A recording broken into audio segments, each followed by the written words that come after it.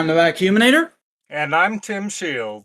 And this week in Toku, we're going to be discussing the Wizard 10th Anniversary Project, the beginning of Power Month, and wait, you're not Buster! I'm afraid not, friend. You Oh see, Zion dear. Enterprise America has undergone a bit of a takeover bid on the podcast for the next few weeks. Oh dear. Oh no. Uh, is my pay at least gonna go up? Oh, absolutely. Oh hell yeah, I'm gonna get 2 ice cream sandwiches a month! Yeah, no, we love human beings. Nice. I'm so excited. Buster needed a little time off because it is the beginning of the fall semester for both of us actually, but I don't go to school. I just work at a school. I agreed that was fine, but it's a very momentous time in the tokusatsu community, so I didn't want to put the podcast on hold. So I enlisted Tim here to come on and host because man makes good content. It's good to have you on the show. Yes, and as we all know, Thouser was the secondary writer of Kamen Rider 01, so it only seems thematically. The secondary? I thought he was the main character. No, that's Izu. You're tragically correct. One day I will make the videos, okay? It'll all make sense a decade from now. I mean, your video on Guy is already like a really good argument for how he's actually the protagonist of that series. So I would love to see you whip out that kind of analysis for all the other characters in Revice. Well, or I'm sorry, not Revice 01. Oh yeah, God! Let me watch it first. I'm jumping too far ahead. We got a lot to cover today. Absolutely, we do. So much done, brother. Yeah, but how are you actually doing today, sir? How have you been? I'm pretty fantastic. I spoke to Jay West earlier. Oh, nice. Yeah, it was very cool. I have officially been sworn in as the president of Zion Enterprise America, so oh damn, it's canon now. Yeah, well, it's as close as it'll be. I mean, the only other approval you need to get is Tom Toei. Yeah, for sure. I mean, I already got Ultraman Zeros, would be nice. I mean, if an Ultraman approves you, I think there's really nothing anyone can ever say to tear you down. It was honestly the most validating thing to see come like the day after I posted my first video essay. Yeah, very nice. But yeah. So, how about you? What have you been up to? Well, like I said, it is the first day of the fall semester. Sure. And work has just been absolutely killing me, man. I'm not gonna lie. I had to bust my ass getting to places spick and span as I could on Thursday and Friday, and then coming back today. I don't want to get too heavy into details because this is a tokusatsu podcast. I don't want to bore people with the happenings at the school I work at. You're basically describing the plot of Gaim right now, are you not? I am just a little bit. This is a Zaya channel right now. I mean, you're allowed to talk about workplace grievances. All right. Yeah, no, they're building a new parking lot and a parking garage in like the main parking lot right by the entrance. So they closed that off, and they just did that last week. So now anyone who before last week came to survey the campus and get an idea of like how they'll get to their classes and whatnot, their plans were completely thrown up in the air. And so there were people parking in front of my building to go to classes at a building that's like halfway across the campus. Like that's how screwed up things were today. That's awful. And you know what that is? That's terraforming, and that's from Ultraman Trigger, so this is technically tokusatsu in a weird way. Hey! But yeah, and then I got inside, and there's just like, this is the first semester where we don't have any COVID restrictions whatsoever. So it's a full class load in every building, which means it's been so busy that I was on my feet pretty much the entire day from when I clocked in at 10:30 until when I clocked out at 7, with maybe a 45-minute break for lunch halfway through. Oh, I feel for you. That's awful. I had to when I got home, just like take a couple ibuprofen before I started getting changed and ready for the show. It was I'm sure. Yeah, get a foot bath going. Yeah, and the traffic was not great either. Like this is the most I feel really self-conscious right now, but like You're fine. You'd be but surprised how often I get this. yeah. Okay. But like this, it was also like the most insane traffic I've ever seen coming home from work because I drive the route to the school. So on the way home, there was like 3 or 4 different wrecks I drove past, and I Oh, almost was a wreck. Somebody was coming off the highway and came within like 3 or 4 inches of sideswiping me before I noticed and laid on my horn. that's awful. Yeah. Lucky So you're okay. I'm all right. I'm a little frazzled, a little stressed out and anxious, but Waking up. I've just spent the last like 20 minutes getting acquainted with all the Power Week Day 1 news, which we'll get into a little later. But I'm trying to very much get in the groove and get into the show. So how about jumping right into some advertising? Hey everybody, if you like this show, if you like the kind of things we do here and the kind of stuff we talk about, please don't forget to support us in the YouTube algorithm. Give us a like, comment down below with your thoughts on some of the stuff that happened this week in Tokusatsu. Subscribe to the channel. That's Modular Media because we are a production of Modular Media, which I guess is now a subsidiary of Zaya Enterprise America. Absolutely, We're it is. we're a creative co-op where we make all kinds of media about your favorite things that we're also interested in. Right now, we just have 3 podcasts running. Obviously, there's this show where we talk about everything and anything from the world of Japanese live-action special effects. We also have the No Prize podcast where we talk about anything and everything from the world of comic books within a given week.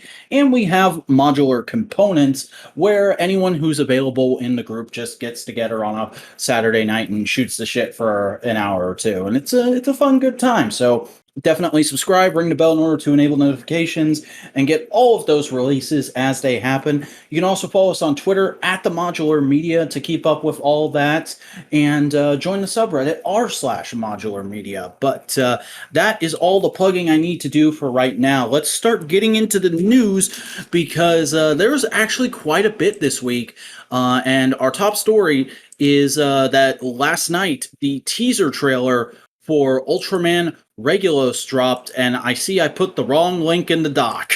It do Hang be on. like I'll grab the correct one real quick because I don't know if did you have a chance to watch it, Tim? How are I you did feeling not. about it? Okay, I I'll grab it right now so you can watch here it. entirely. I'm not gonna lie with Ultraman Regular, the biggest Ultra fan. I Hmm. have my favorites, and that is essentially the long and short of it. I liked Rube a lot. I liked Trigger, which I'm sure earned me no friends. I mean, we talked extensively about why we didn't enjoy Trigger on this show, but like my policy always is just because I dislike something or even vehemently hate it in some cases doesn't mean like you shouldn't like that thing. If you Sure, can find merit in something, good for you. yeah, I mean, like for me, I think that Trigger is designed for me as a person who isn't that much of an, and Hmm. I think that it may have been a mistake to rely so heavily on Legacy while simultaneously disregarding Legacy, but I think that coming into it as a person who doesn't really care about Tiga, especially having grown up on the 4 Kids dub, it's refreshing. It felt a lot more like a Super Sentai to me or a Kamen Rider, more like a Toei production just in general focuses a lot more on the humanity rather than the cosmicism and the lore. And Rube was very similar, and I found myself really invested in both of those. Zero as well. Yeah, I have my whole video about that, but Mega Monster Battle I felt really disconnected. It's so reliant on like knowing all of these characters, knowing all of these relations, whatever. Whereas Revenge of Belial was so focused on Zero experiencing life as a human being and like his perspective on the struggles of being a common man. And I was like, that I can relate to, you know?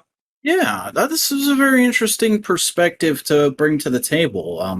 I definitely might have to re-examine some parts of Trigger with that in mind. But getting back on topic, talking about Yeah, this sorry. teaser for no, you're fine. This The this trigger teaser for propaganda Regulos. campaign. I'm sorry. The trigger propaganda campaign has begun.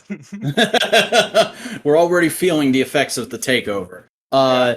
But the Regulus teaser was fairly solid, I thought. Very little new information on it. It's just a lot of like if you watched that Ultra Galaxy fight season, you don't really learn anything new or get any new ideas about what to expect from a Regulos series out of this. Um, Right. I'm still not opposed to the idea of a Regulos show. It's just like you guys are going to have to work real hard to make me care about him after he was practically one of the stars of I believe it's Destined Crossroads. And I just felt nothing for him. Like he felt like a like I'm trying to think of a what do you follow wrestling? I've never asked you that. Very loosely, I follow the storytelling art of wrestling. Like, as a medium, I think that it's incredibly fascinating, more so than generally the day to day material. Hmm. I had the pleasure, the privilege of being there when Undertaker recently retired. So, Oh like, wow. I understand the significance of, of like the storytelling in real time, the generational inheritance of wrestling. Like, there's so much of it that's just so cool. Nice. Well, I asked that simply just because I wanted to prep for the fact that, like, the best comparison I can make to how Regulus felt in Destined Crossroads was he was very much like an early Roman Reigns or John Cena, where it's like, I don't hate you, but like you're a good guy, you're a bland good guy that's being shoved into the story at times, and it doesn't Feel feel is that earned. your appeal? Hmm. Yeah, I feel like that's more a byproduct of the UGF writing. I've watched I think two, maybe three of those miniseries, and I feel like they're very focused on getting you from one spectacle to the next. Hmm. There's not really a lot of room for character moments or development, especially given that we're focusing on the ultras as characters, which don't really often have characters and are, functioning in a society that's completely alien to ours. There's always, for me, a level of disconnect with that material. Yeah. And I mean, And like, I feel like, sometimes that can be yeah, fun. absolutely. I did enjoy the first one I saw, which I believe is the second season of Ultra Galaxy Fight, but this most recent one felt a little bit like a slog at times. And Regulus was a part of that, but like I said, I'm hoping this series can get me invested in Regulus and interested in him as a character. I mean, it's his namesake is the title, so hopefully that will be the case. That's the thing with a longer series, with full length episodes, with a human host that we can experience Regulos as a character or power setter or whatever through. I think that'll give a lot of the context that we're missing in this, like, hour-long web movie? I don't know if we're gonna get a human host. A lot of this looks like it's going to be Ultras doing stuff in space again, but without as much crazy we have to move from one spectacle to the nextness. Oh, interest. Hmm. It seems like a lot of it is going to be like um his backstory for Ultra Galaxy Fight, sort of setting him up as like showing his training and who his like first couple villains were and stuff like that. That's Sure. kind of the feel I get from the trailer. Okay, yeah. But that's enough Ultraman talk. Let's move into some Kamen Rider news because Yeah. interestingly enough, that's kind of the bulk of the news this week. First and foremost, we got a couple new SH Figuarts reveals. Which is going to be SH Figuarts Kamen Rider Live Bat and Jackal Genome. They're doing the same thing they did with Evil, where they're just dropping one figure with swappable parts. And as a figure of live, I think this looks fairly solid. It looks about as good as you could do it in Figuarts. Um, However, I'm just still not very gung ho on the live design. I've always thought it looks a bit awkward and like just way too many bright colors on one suit. Yeah, I feel like there's a lot of dissonance between the over here on the left and the there's sort of a lemon lime vibe going on. Hmm. And I feel like that would work for build theme is then you've got Yeah. this teal going on and then a purple. It Hmm. looks like he's swapping shoulder pads and his chest. I don't know. I haven't watched that far into Revis. Obviously, I've covered the couple of episodes that I need to watch for tonight. But I'm missing a lot of context for this. I think the detailing on these weapons is pretty incredible. Yeah, it is pretty impressive how they got the Versus driver to look almost and nicely done, I think. The belts, I think, also have a lot of that's been a big for me for a long time. I always have to order the upgrade, HF upgrade. I think Mm. the mask a little bubbling. How are the sets, those upgrade sets? Because I've always seen those around, but I've never gotten one myself. Honestly, they're fantastic. Like they're oftentimes like on par with the regular stuff. Sometimes you have to top coat them. Like I got a set of Zetsamurai's keys where the primer kept scraping off, so eventually I just repainted, went over them with the stickers on top, and now it's not a problem. They make really good stuff, and they make stuff that Bandai will never make. So like, it's the best you're gonna get. It's fair enough. Uh, so, I'm trying to remember if there's something else I need. Oh, yes, this is also going to be coming with a upgrade item for the Kamen Rider Evil Figuarts if you pre-order it, which is just a cracked helmet, which I believe he had in one episode of the show. I don't remember if this happened more than once, but I definitely do remember it being in one of the big fights with him in Revice. Yes, it was a very cycle. Yeah, People love those back helmets. yeah, correct helmets are like a huge aesthetic thing in Toku. So it's nice to seeing that make its way back into Figuarts because I think the last time they did it was like an alternate or like a variant release of one of the Blade Figuarts. I was gonna say, yeah, I think Kanzaki or Mhm. like Kanzaki exposed. Yeah. Uh, But I appreciate that there's a lot of like black detailing for the cracks rather than just having it be like a big paint application. mhm. I don't like Premium Bandai's recent thing of gating accessory for other figures behind, like 90, $110 purchases depending on where you live in the world. Yeah, Like that I is was a okay with buying Blades for Saber's little sword or whatever, but like Kento for his closed book, come on. Yeah, that is a that is a weird thing with Figuarts. I think they've been doing that since like Geimer Drive, where it's like everything comes with like an extra bonus accessory for a figure you didn't buy. And like on the one hand, I understand that from a company perspective of trying to get everybody who's collecting to be in on buying everything, but it's on the same side of that coin. It's like why are you putting this extra thing in here when you could leave it out and save us like $5? Here's my thing is like do that, but then make all of the characters $50, not $110. hmm That and I'm like happy to buy. maybe for those little extra things, just release accessory packs. Like remember Yeah, back in Forza when we got like a shit ton of accessory sets for him to all of represent all the different states?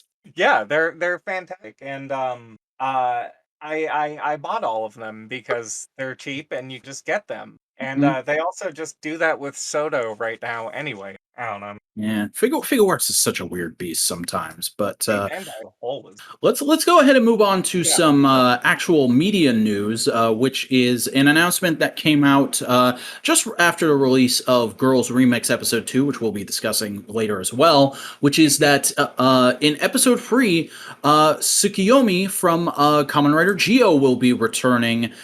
So basically, they're going to have every, I want to say, uh, X8 and onwards female writer will be in this because they're not getting back mage, they're not getting back femme, and obviously they're not getting back tackle, but we got a cool reveal in relation to tackle in this week's episode. Yes, we did. Yeah. Mhm. And there's a Yeah, that'd be exciting. I think it's still very confusing for a lot of people because it kind of unearthed that whole thing about I believe Sherry Obata sort of going missing, like she just sort of retired from media. yeah. Um, I I believe there was a whole thing about like I think at one point people thought she joined a cult or something, but it turned out she just retired to be a mom. Yeah, there were a lot of really unsavory rumors going around. If that's the case, though, good for her. Yeah. Toku Twitter is Not a the cult weird thing, place. the mom thing. Yeah. Yeah, uh look good for Yuki from Forze too. oh Jesus. I'm sure Dagon will be thrilled. Oh man, but yeah, we got a couple screen caps from the episode, and obviously Sukomi's actress still looks very good in the role, and seeing all these female rider suits lined up next to each other, it's a pretty cool visual, look how far we've come, kind of a thing. Yeah, it's promising, especially considering that Reika is nowhere near the V of Men. Mm-hmm. But that's all the Revice news for this week, unless you count this next thing, which is kind of more of a Gates news thing. But we finally got a look at what Kamen Rider Geats Revice form is going to look like, because we saw when the initial bit of news about Geats came out, we saw that there was going to be a Revice Rise Buckle. That's apparently actually going to appear in the show to some extent. He's going to actually use this suit, which is kind of interesting, kind of exciting. I wonder how it'll play into the plot, because obviously the plot is somewhat based on Fortnite and Battle Royale games. So I wonder if they're going to do kind of like a licensing joke of like, oh, we got some other rider powers in here. Yeah, I wonder if Bandai is one of the companies. Bandai is an official sponsor of the Desire Grand Prix. They do have that 01 one coming out as well. Yeah. Uh, But I don't know. I think it looks pretty good. mhm. Like it's a little stunted. I think. A little kit bashy looking because it's kind of just Revice's chest plate. It's got a bit of like a chainmail bikini sort of look, but I hadn't thought about that, but you're right. but importantly, it does give us a better look at this undersuit. I think it's great. It's very, but like it's not overly baggy the way that I thought the 01s was. Yeah, Uh, I talked about this with Buster last week, but any Rider series that has like a recurring undersuit, that's always a cool visual motif in my opinion. Okay. Mhm. I love this little skirt thing. Yeah, that's actually kind of neat. You're right. But moving on to Geats show news, we got actually a nice little salvo of casting announcements this week in relation to the rest of the initial batch of Desire Grand Prix players. Which I'm just going to run down really quick. We have Kamen Rider Mary, the sheep rider whose real name is Mario Kogayama. Mary is described as clumsy, cunning, and a little annoying, and is played by Koji Abe. Kamen Rider Dapan, the panda rider, is named Kanato Sumuda, and is a rider with a cute face covering his scary behavior, portrayed by Ryusuke Miyamoto. Kamen Rider Shiro, the polar bear rider with the civilian identity of Takeshi Gotokuji? I haven't seen that name before. Is said to be a speedy warrior with a strong sense of justice and is portrayed by the tokusatsu veteran Yamato Kenshiro, who is No-san, aka Kyoryo Blue, the goddamn king of puns. And then we have finally Kamen Rider Ginpen, the penguin rider.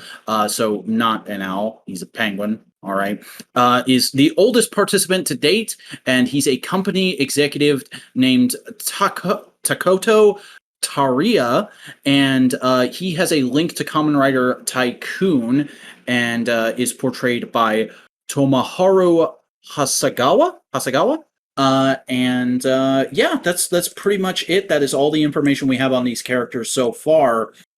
Tim, how are you feeling about these castings and the descriptions of these characters? Ginpen and Dapan, eh? Hmm. That's what we're talking. Ginpen, is this a father trying to connect with his son through like playing Fortnite? Because I think that would be our MV. That would be hilarious. Though the thing I've heard is like apparently Tycoon is going to be interviewing for a job with him in the first episode, and he's going to not get hired or something like that. Oh, so he might be like exploiting him to try to get better at the sound. And Shiro, it's really nice to see Kyoryu Blue get a role that allows him to be a bit more of a badass. Like I Mhm. feel like he came off as very much the butt of a lot of sort of very crass jokes about himself in Kyoryu, so it'll be nice to see him get some range. Yeah, though he is kind of a beloved character, and I find Oh, it interesting. Yeah, I find it interesting how everybody was like, "Oh, strong sense of justice, speedy warrior. Oh man, this guy's gonna get mooped by episode 13." And I'm like, y'all have no hearts. Y'all are merciless motherfuckers, aren't you? Because I want this man to at least last till the 30s.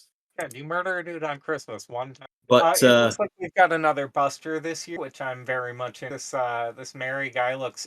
I love how everybody fought because pink hair, sheep rider, it's gonna be a girl. Nah, it looks like a dude who just hangs out at the arcade all day. Well, yeah, really. Like this guy knows every song by Air. Mm-hmm. Yeah, I did think that we got an announcement that there were going to be more female writers towards that one announced or something. Something Maybe about that going. maybe there will be female characters in the show early on who will become writers like in the second quarter or something like That's what that. I was wondering if it was like a mistranslation. Yeah. Uh That we have seen a lot going around. I'm sure about how this is the next minion waiting, but I was I'm gonna say, look at this that's a man's red. face. I feel like that's a red herring. Expect us. We Mhm. know that Takahashi likes trying to do deconstruction, so Yeah, that's right. This is a Takahashi show. exactly. You have to check How in how all hype the. are you for this as a fan of one of Takahashi's other works? I love X8 as well. You should see my collection sometime. But Mm. I'm tentatively excited. Like I think aesthetically and on like a STEM level, the toy line looks just fantastic to me. The suit's incredible. Uh, I'm not a big fan of the Fortnites, the pugs, but I am a huge fan as an English major of Battle Royale, which I think is still a relevant novel. And also the movies already, I guess. But there's so much potential for this, especially considering the way that Takahashi has been getting bolder lately, especially considering that Zero One was such a big success. He's going to be coming into this, I think, with a little more ego, a little more swag. And I think he's really going to try to give us something special. And even if he fails, as we learned from Zero One, we're going to have a hell of a lot of interesting discussions along the way, which ultimately is what I come to Tokusatsu for. So, like, I'm excited. Yeah, it seems really, really interesting. I'm definitely looking forward to Geats, and I'm looking forward to getting to know a lot of these characters. But we do have a little bit of Geats action figure news, which is in the realm of the more kind of cutesy, kitty, maybe you buy this and you put it on your desk at work type stuff, which is there is going to be Kamen Rider Geats bath bomb figures, which are essentially kind of slightly stylized Lego minifigs is what these look like to me. Yeah, they remind me of those Koreki figures. Mhm. Uh, I'm picking up a couple of those stop motion. But these look a little more articulate than those. That's really interesting. I might have to look into that in the. yeah, the first wave is going to be two different figures of Geats. I think one is supposed to be Magnum and one is supposed to be Boost.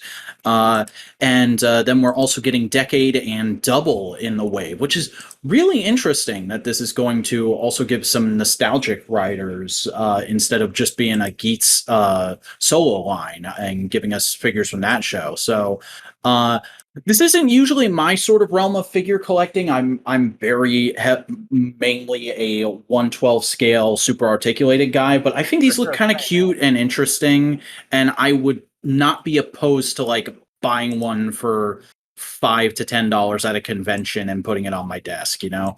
I've got two things to say. One, I think like if you're into like play school, this would go really well with that. But also in both of these pictures, the driver is in position. I think it might just be an articulation shot.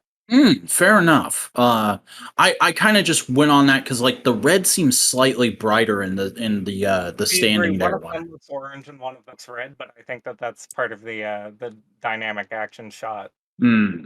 Like he's tilted slightly more towards the light. Yeah, that's a fair assessment. Good catch there. Uh, but now let's get into the real shit, shall we? Yeah. Because e- everybody and their mom had to let me know when I woke up. What was it? Sunday. Uh, Kamen Rider Wizard 10th anniversary project is real. It's happening. Uh, I kind of didn't even realize that we were coming up on Wizard's 10th anniversary, We but skipped the Forza one. yeah, that's right. We totally did. It got Uh, overtaken by Oats. damn. I mean, Buried in medals. I mean, I'm not a super big Force fan. I haven't actually sat down and watched the whole show yet, but that is pretty cheap. Yeah, Toei Ban. see, Forza was my first rider. I got into it Oh. through Gokaiger X Decade or whatever, and I Hmm. was like, "Oh, this guy seems really trashy and belligerent. That's interesting to me." that he would be the protagonist of a children. And then I was watching it, and I was like, "Oh, fantastic! This is Archie's Weird Mysteries starring Kuwabara from Yu Yu Hakusho. I love this." And like the second that I walked in, because like I was coming off of the Power Rangers community, and so like I walked in and like I saw Jake up when I was at about the halfway mark. So I was like, "Oh, everyone says this is shit, but this guy seems smart." So I'm gonna switch over Oh, and see if dude, you don't gotta go like that on the podcast. Damn. no, I'm autistic. I can't lie. So I switched over and I was like, "Oh, holy shit! This is my new favorite thing." Awesome, awesome. So And as I'm very everybody excited. knows, I love Wizard. Wizard is Yeah, my favorite writer show. yeah, It's one of my favorite shows in general. that's So correct. I am super excited for a 10th anniversary project. Hopefully, if they're doing a movie, it goes a lot better than Oz's did. I But love the Oasis. We'll talk about it sometime. okay. We're gonna have to that's gonna have to happen, yeah.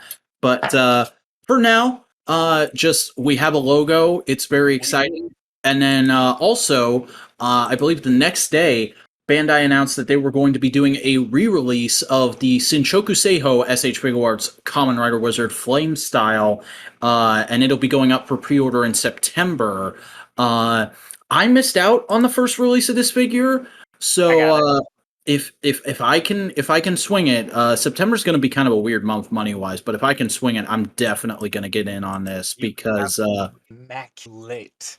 and Like I've I know. never owned a wizard figure. I had Figuarts Beast. I had a lot of the roleplay toys for a long time, and then I had to sell them off because I was short on cash at one point. But I've Oh yeah. never had a figure of Wizard himself. So I, this is I definitely like stuff that I've wanted for a while. My first Figuarts was the original release of Kamen Rider Wizard, and it is a disaster.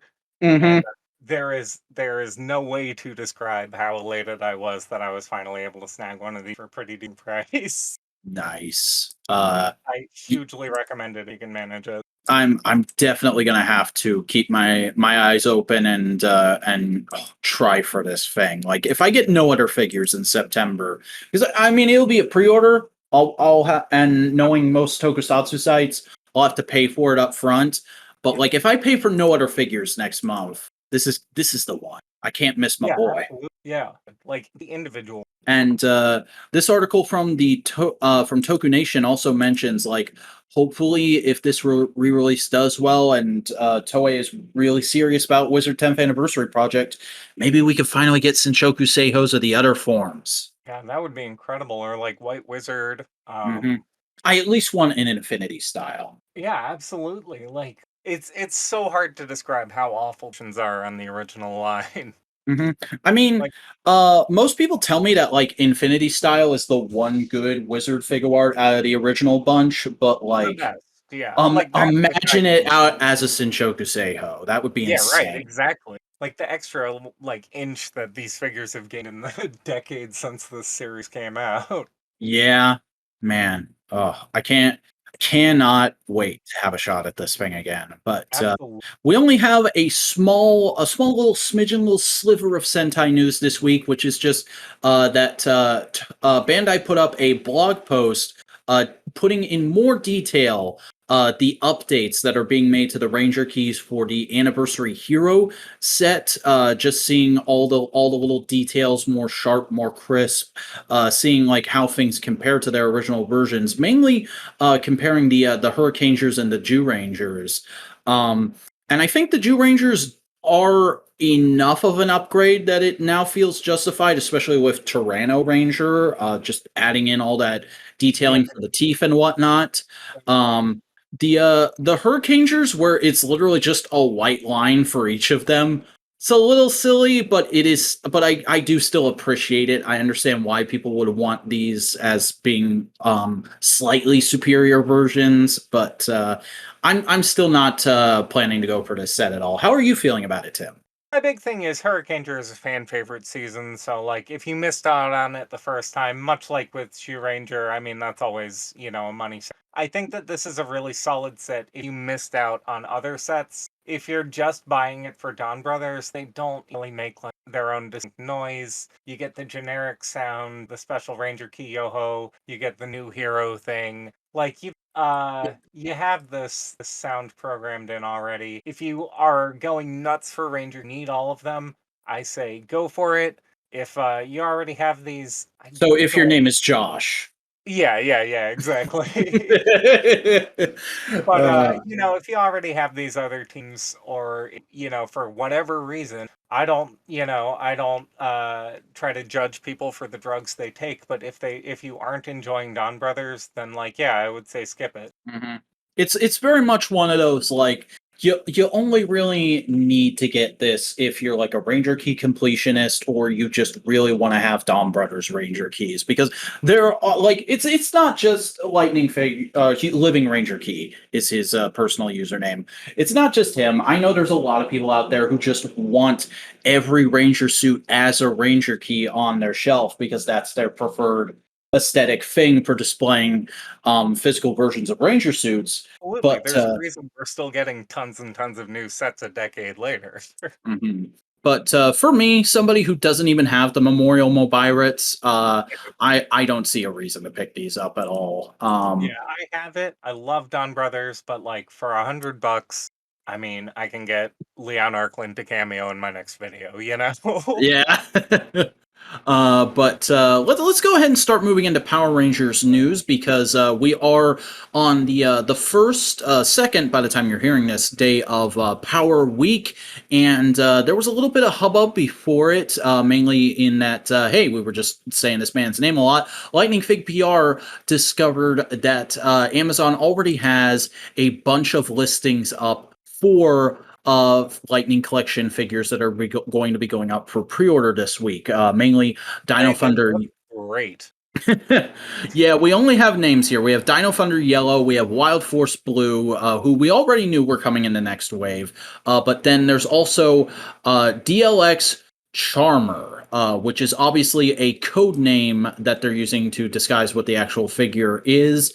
I've heard some people saying like, "Oh, maybe we're finally getting a Mystic Force figure."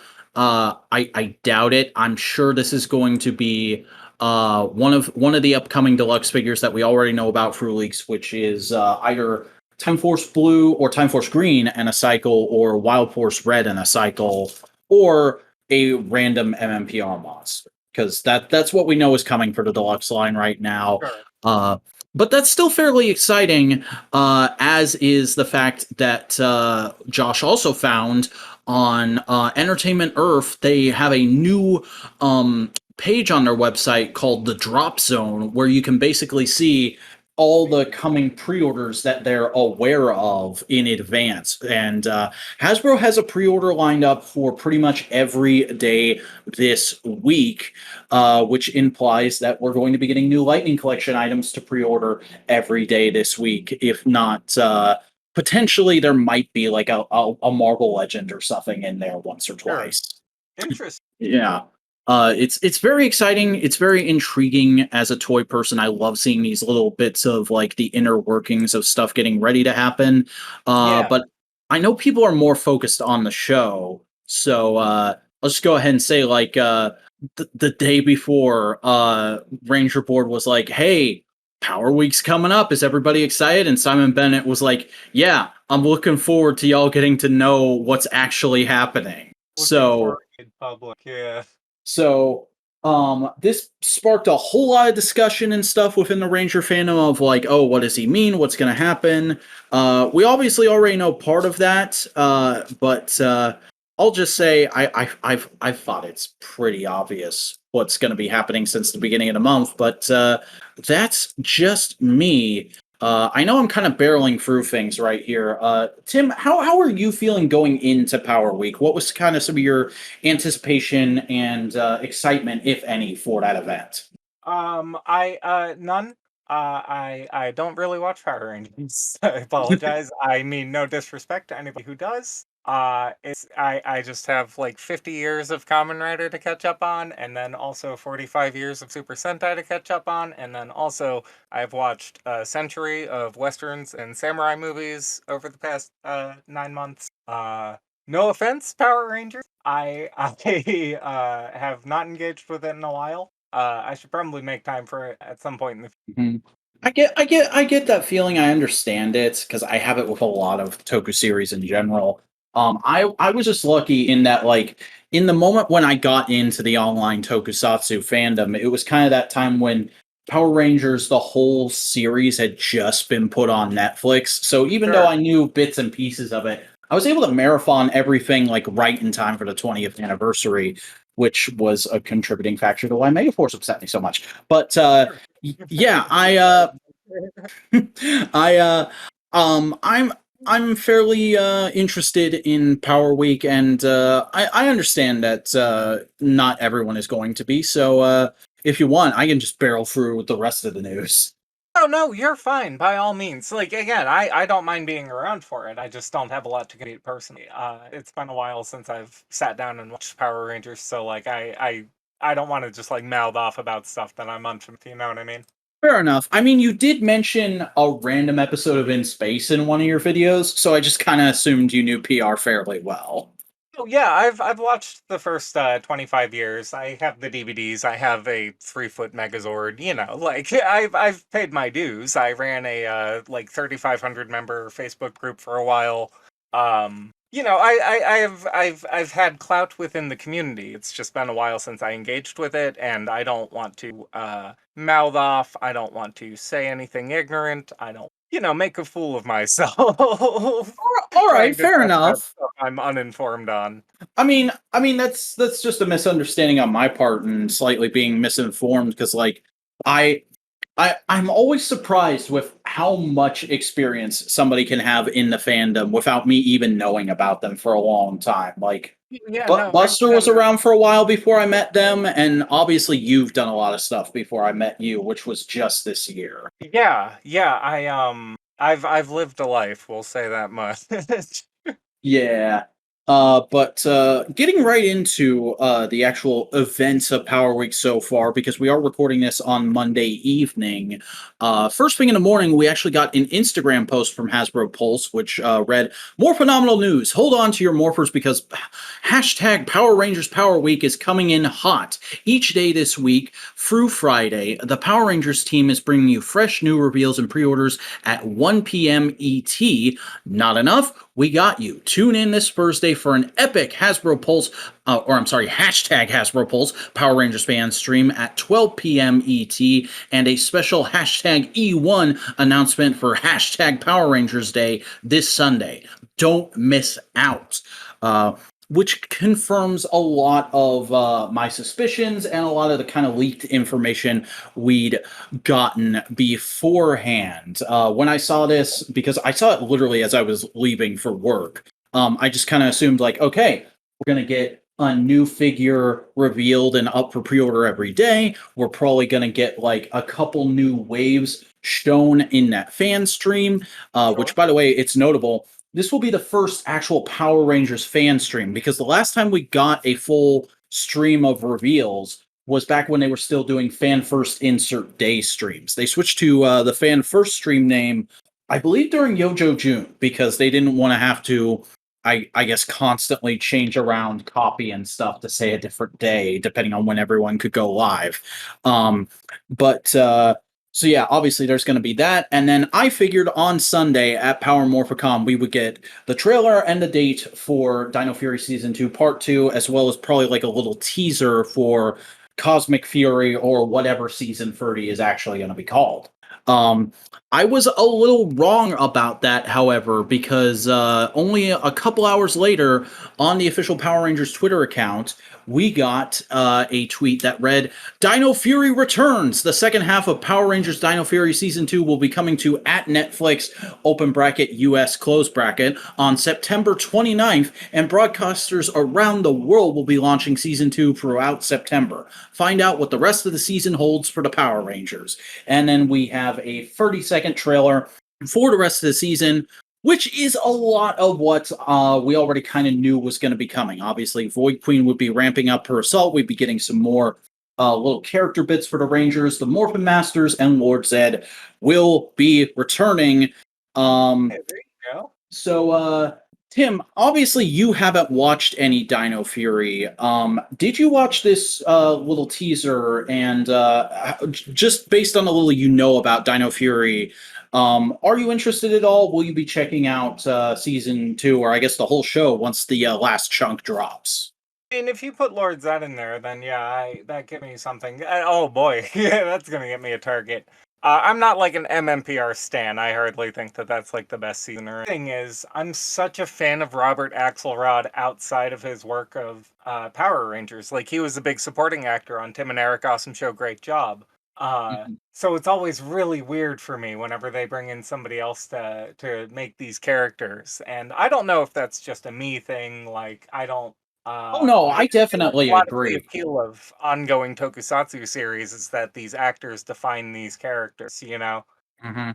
I would Um, have like it does really suck that they chose to do the whole Zed comes back and could possibly end everything plot right after Robert Axelrod passed away. That does feel a bit cheap. And I've long been of the opinion of like you're gonna bring a character back and you're not gonna bring back the voice actor when you could literally just have the voice actor read their lines over the phone. You don't have to fly them out correct. to New Zealand. What the hell's wrong with you? I mean, it's that thing of like maybe, these are seasons that are being written on the fly. We don't know if they had this planned or if it was something that just sort of came up as a thing that they thought of that would contribute. It might be exactly that. It might be a sort of in memoriam final pass at Lord Zed in honor of Robert Axelrod, which I think would be kind of, I don't Yeah. know. I would have to see it to judge it. I think it's a neat idea. Like I like him a lot as a character. I think he's one of the great villains of Power Rangers. Again, not an MMPR stan. Okay, I just think he's really fun and campy. Oh no, Uh, you can like Lord Zed. You can like a lot of things about MMPR without thinking MMPR is the best season ever. right, I exactly. am firmly of that opinion a lot of the time. I Yeah. love the villain interactions in season 2, part 2 onwards.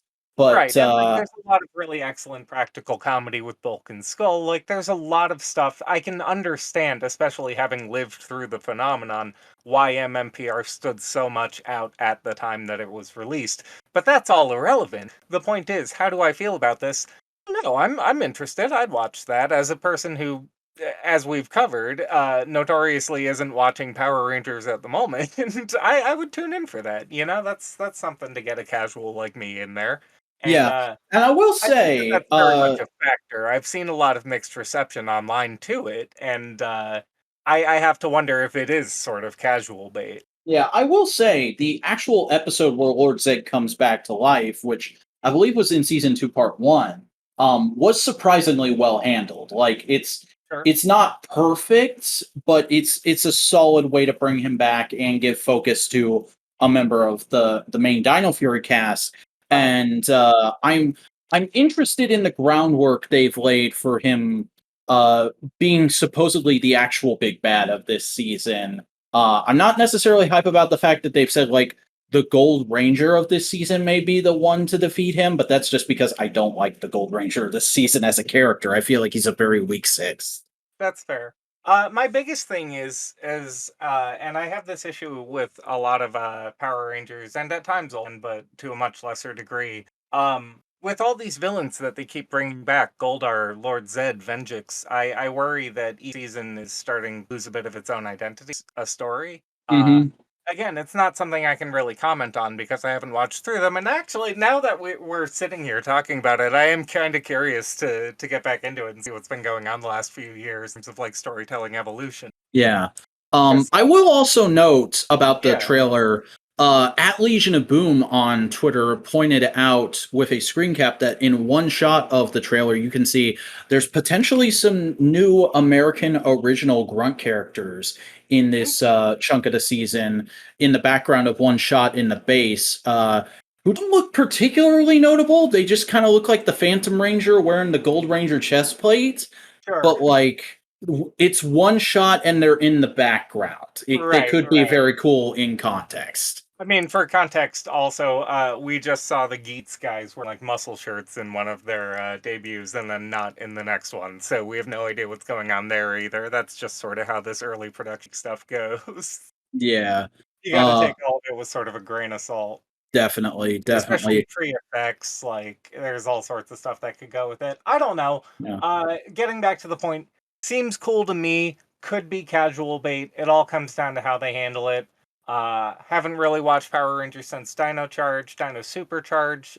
So I might watch this most based off of the sort of discussion been having here. Yeah, I just like also have to get through 49 episodes of Revis next week, so true. Dino Fury isn't like the best season ever, but it's very good. Definitely a marked step up from Beast Morphers, which was already, I thought, a really solid season. So it yeah. is worth your time if you can find that time.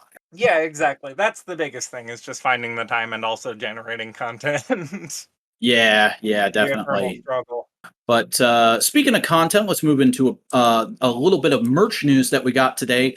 First and foremost, a new shirt went up on Hasbro Pulse, which is based off of Dino Fury. It's some fairly simplistic art of just all the Rangers posing with a bit of a starburst in the background, and they're all sporting various different upgrade armors. I'm not in love with this shirt like a lot of people seem to be. I would have preferred it being the Rangers without upgrade items, just because like I've always thought the upgrade items from Rue Soldier, those armors clash way too heavy with the base suits. But that's just my personal opinion.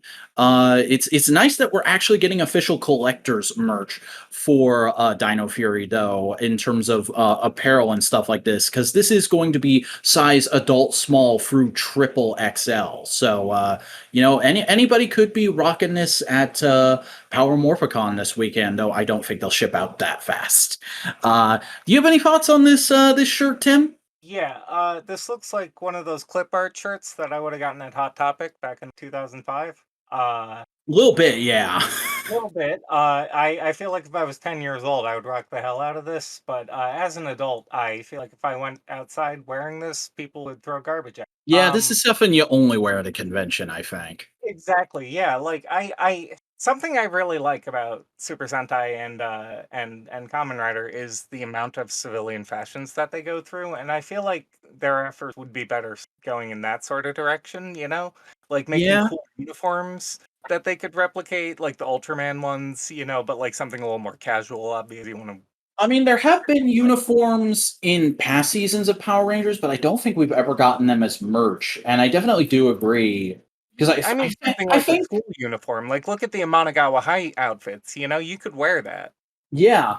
And I mean, like, I'm trying to Or, rack my brain because I can't remember if I've ever said this on the show or not, but I definitely have had the opinion of a while that, like, Hasbro and earlier Saban would definitely benefit from, like, just linking up with a fashion brand and having, like, a little section at your local Walmart or Target that's just, like, buy the clothes the Power Rangers wear on the show. Yeah, and like you could put in little pieces of insignia, little emblems on like the lapel.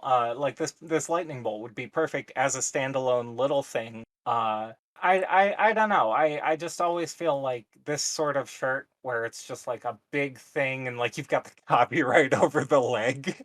Yeah, that's really Come egregious. on.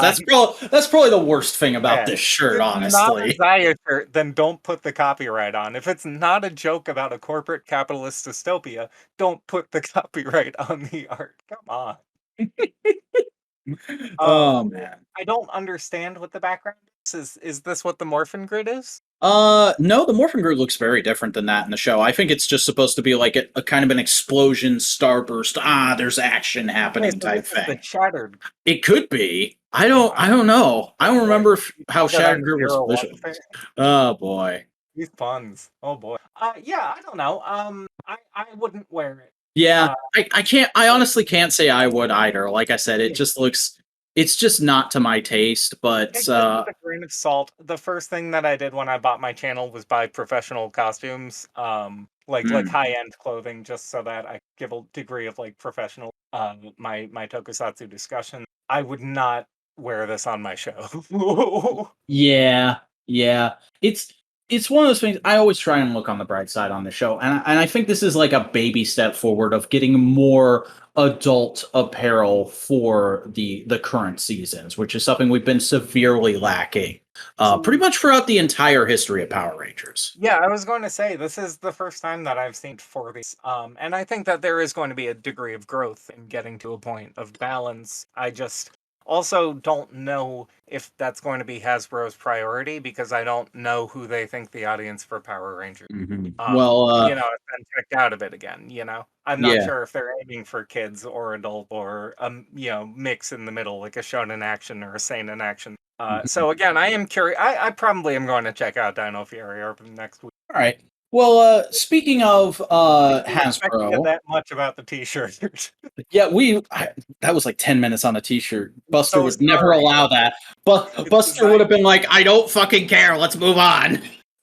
I love you. I miss you, man.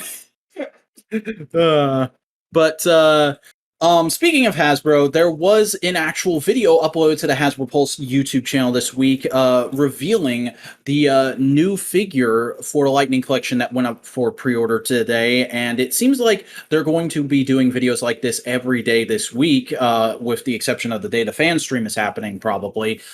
Which is because I've seen them do this for other brands recently. Like since the Obi-Wan Kenobi show on Disney Plus happened, they've been trying to do that with things. Like Sure. all throughout that show's airing, it was like every couple of days there would be a video of like, hey, here's a new product related to this show that we're putting out for pre-order. And I think they did a lot of kind of similar stuff during SDCC. So it's nice to see them getting a little more robust and finally getting the Power Rangers team involved, because we did have the team that we've kind of settled on in this last year, which is Pam Marketing and Jordan Product Design. Uh, Sure. and they basically came on and just for 3 minutes showed the Lightning Collection Dino Thunder yellow figure, which I think looks slightly better in Hasbro's hands than it did in the physical shots we got from the early release account a few months back.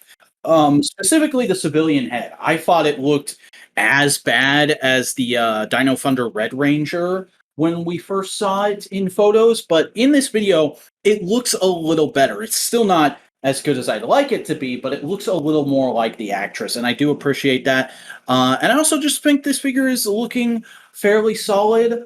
I'm going to be pre-ordering it as soon as we're done with the podcast because, as I've said a few times before, I'm not necessarily buying a lot of Lightning Collection anymore. I'm going to try and stick to just getting Red Rangers and completing my 2 childhood seasons, which is Dino Thunder and SPD.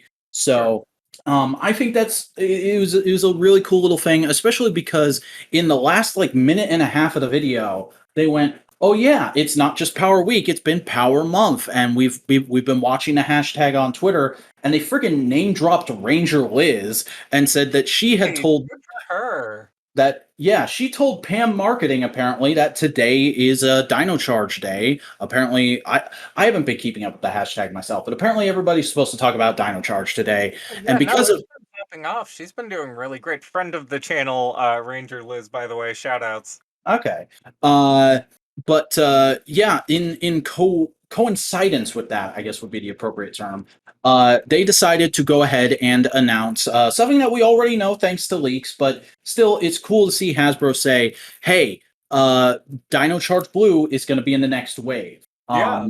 They're essentially doing the thing that we've seen Star Wars and GI Joe do for a little bit, which I was very against when Hasbro first started doing it because I'm like, until you show me like a render at least, it doesn't stick in my head that, oh, I'm getting a toy of that. I don't Right. understand why you just tell me the name. Until during Yojo June, somebody pointed out to me like, this is a really good way of circumventing the leaks. They just say as soon as they start working on the figure, they just say, "Hey, this figure is coming next year." And then when the leak listing happens, they don't have to ignore it. They can just be like, "Oh yeah, we told you about that. It's fine." Good point. Yeah, they're getting it. Yeah. Um, so yeah, obviously I'm very excited about Dino Charge Blue. Coda is one of my favorite characters in that season. Yeah. Um, I think he was the one that solved everybody's problem with the series finale. Do you yeah, remember that? Do you remember the like 2 weeks where everybody was like, "Wait, what the hell? Did the Earth get blown up?" because they didn't point out that there was like a parallel universe going on, and he said it like randomly on a podcast when some dude was interviewing him, and then like the team actually came out and was like, "Yes, that's it. It was a different universe." I didn't remember the podcast appearance. That's Oh my god, hilarious. it's so funny. That was like right the tail end of my existence in the Power Rangers. That's amazing. But no, I'm definitely very excited about that, especially because they talked a little bit about the fan stream, and they said that you're going to see a lot of figures get revealed during that, including a lot of early looks of them as paint masters, painted prototypes, Oh, very and cool. one of those figures may be Dino Charge Blue. So I'm definitely very hyped for that fan stream at that point. As somebody who, in my core, I like a lot of things. I like a lot of media, but at my core, I'm a toy guy. So I'm definitely going to be trying to time my lunch break that day with that Yeah, stream. right. Uh, but yeah, Tim, do you have any thoughts on how Dino Thunder Yellow is looking, and just the excitement for a Dino Charge Blue figure? It looks all right to me. I think that there's always going to be a bit of drop off on the same heads, like likeness stuff. It's just really hard to replicate that amount you would want to see on what $20 budget. Mm-hmm. Like these are $20 figures. We have to measure her accordingly. She looks like Jewel. I'm not gonna lie. As in the singer? Yeah, as in the singer that was living in her car in. That's kind Uh, of funny. I hadn't thought of that. Yeah, so, like, make of that what you I don't know, like, the articulation looks really good, it looks in line with everything else that we're seeing from the Lightning Collection. I do actually have a few in, earlier on, and I'm happy that they have it looks pretty significantly in terms of, detailing and accessory and stuff. Hmm. I like that You they know actually got some paint on the Terra grips. I wasn't expecting that. Yeah, absolutely, especially compared to, like, the, like, Build-A-Figure parts for Megazords. Mhm. It's nice to see her come with her gun, she's got, like, an X part. It looks like she has an extra. Yeah. Typically, the accessory layout is two alternate hands that don't match, a civilian head, a couple of the weapons, not as many as you'd like, not all the different modes, and an effects part. Sure. I think it's pretty solid. I think a competitive figure line still. Stuff like Marvelous with them like obviously I tend to go for the more highly detailed stuff. I go for the Figuarts lines for Sentai and Kamen Rider because I'm for stop motion, but I feel like if you're trying to do that sort of thing on a budget, it'd be absolutely passable. I mean, and there's also just the factor of when the hell are we ever going to get Opera Ranger figure arts? Yeah, yeah, 1000%. Yeah, that's the other big thing is if you want Sentai figure, you're never gonna lines that don't even like give us monsters. Then yeah, maybe go for the line that actually makes monsters. Yeah. No, she looks really solid. Obviously not the best Lightning figure ever, but a fairly good release. And like I said, I'm gonna pre-order her because I got to complete the Dino Thunder team. Yeah, So my biggest thing with them is always just the very open points. You can very much see them; they're not blended all that well. I think that the cuffs on Aberanger help out a lot in like mhm. translating that, but you're always going to have those very elbow. Yeah. That's something where you have to either just bite the bullet or look into like custom figures or something. I mean, they have gotten better at that. They've been integrating pinless double joints on Marvel Legends and GI Joe a lot this year, but it That's hasn't made good. its way to I'm the glad. Lightning Collection just yet. Yeah, exactly. Um, Like, but I'd love to see that move over there. I think that there are points that they could improve on at the price point, but for what you're getting, I think this is a pretty solid. yeah, definitely. And I mean, knowing Hasbro's marketing strategy, once they get pinless technology, they definitely feel justified in re-releasing everybody as a pinless version. Well, yeah, I mean, they re-released everybody as like metallic versions, so I think Yeah. I think they'd be happy to do that. Hmm. But yeah, I think that's pretty much everything except for just like general thoughts on the video presentation itself, which is I kind of feel the same way about this presentation team the Power Rangers Hasbro team has had for a while, which is just like they do a solid job, but they are very clearly reading from a script and they don't feel comfortable going off that script, although they have to at several points. Yeah, Um, I'm watching right now, and I see their eyes keep darting back and from the cue cards. You get a lot of close-ups of the product because that's like this is very much a sales. yeah, I would. like it's not necessarily bad, but it's like I'd like to see a little more spontaneity and passion that I get from teams like Marvel Legends, GI Joe Classified, and Transformers. I'd like to see them get a little more comfortable on camera, basically, which hopefully will happen over the course of this week. Like, here's an idea. All of these actors are pretty cheap, I would have been right. Like, that's why they get them. So like, why not have them come out and present their stuff the way that they do with like CSMs? You know, everybody always loves like. Remember when Blade ran into the wall? That was funny. Everybody loved that. That was charming. Remember when Kaixa came out and sold us his gear? Remember how excited Masahiro Inoue was to see the man who talks from his pants? Yes, exactly. Like you get those candid moments. They're very much in character, and like it's so cheap. Like just Mhm. it's an hour of filming. I would like to see them do stuff like that. I don't know if they necessarily could have done that here because if memory serves, Kira's actress and the actor for Connor, the Red Ranger from Dino Thunder, they both like want nothing to do with Power Rangers anymore, which does seem Fair to be enough. like a case with a handful of actors per season, which is unfortunate, but it is what it is, and you got to work with it. Oh, I'm here. If you ever want to chat, feel free to hit me up. Yeah. I'm sure Yoshi Sudarso would love to come on and be like, look at my Dino Charge Blue figure. Look at this. I would love to have Yoshi Sudarso on, not talk about Power Rangers at all, and just talk about like other movies that he's done We- because I love that man, and I feel like he needs more spotlight for stuff that he's done that is. Yeah, or you just do a whole like 2 hour podcast about anime with him. Yeah, yeah, like whatever. Like I would love to just come on and talk to him about absolutely whatever he would like to talk about. You know, Yeah. very. But I do believe that's all the news that is fit to print, other than just like a little reminder tweet that Hasbro posted about the stream that's coming on Thursday. But let's go ahead and move into new releases. First and foremost, Ultraman Decker, Episode 6. Subterranean monster appears and appears! Uh, I thought this episode was pretty solid. I liked a lot of the later underground scenes. I thought those were absolutely beautiful as far as the um the actual special effects goes. Yeah, I Uh, saw they got one of those big screens that they and stuff, and yeah, it definitely looked like a volume scene, and that was really cool. Just the amount of monster suits they got into this episode was really impressive. for sure.